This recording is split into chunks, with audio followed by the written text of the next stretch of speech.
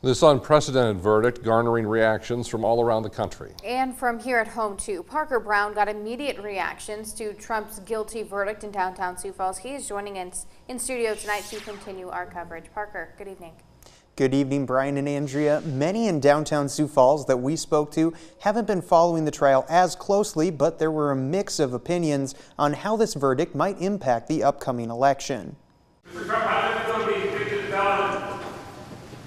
No matter how closely the public followed the trial, it will have ripple effects in 2024 and beyond. Jacob Dembo, visiting Sioux Falls from New Hampshire, was surprised at the verdict, mostly because it came on all 34 counts. I think I saw that sentencing is July 11th, so, obviously until that happens, you have to reserve judgment, but something's fishy, something wrong was going on, so you got to let the justice system do its thing, and, apparently the wheels are set in motion. A student from France, Antoine Sierkins, provided a perspective from Europe. He says that he was not surprised by the verdict because, from coverage he had seen in Europe, it seemed like this was going to be the result. He also said that Trump's style of politics is polarizing overseas. The kind of politics he does that are very talking loud and asserting very strong propositions is starting to be more and more visible in Europe. But I think people are also trying to distance themselves regarding these kinds of politics. Going forward, it's unknown how this trial will affect former President Trump's chances of getting elected again later this year. To Gabby Axman, many people seem to have their opinions on the two candidates already, but perhaps some voters will be swayed by the guilty verdict.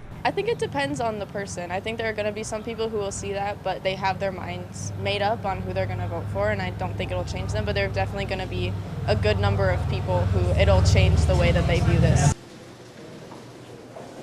Now, some of the people we spoke to also expressed that it might be questionable for Trump to be able to run for president after being found guilty.